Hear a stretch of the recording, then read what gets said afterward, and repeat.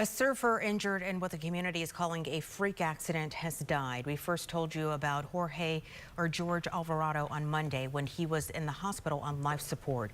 Channel 9 Volusia County reporter Demi Johnson is outside of the Daytona board store where local surfers are now gathering. And Demi, this tragedy has really impacted the community.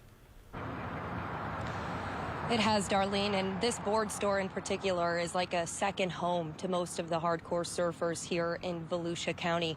And pretty much everyone in Volusia County who surfs knows who George is, so it just makes sense for them to want to be here together right now. And that includes my photographer and close friend, Jason Sargent, who is also a close personal friend of George. He told me some stories about him today. He said the most important thing he wants people to know is that family was everything to George, and that everyone George came in contact with, he made feel loved and important. This image will forever be burned in the minds of everyone who knew Jorge Alvarado. His friend Chris Chabarro thought his smile shined brightest when he was surfing.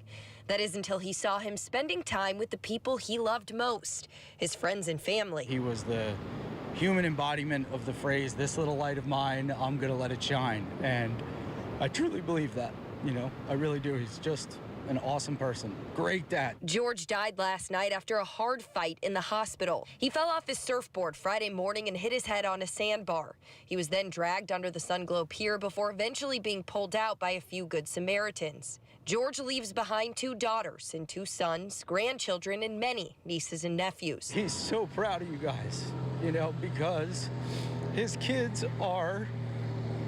His daughter, Raina, was hugging me the other night, consoling me. I should be there to console her, and it's just, they've got his light within them. While George may be gone physically, his friends are sure his light will never go out. They'll see it when they picture his contagious smile or catch some good surf.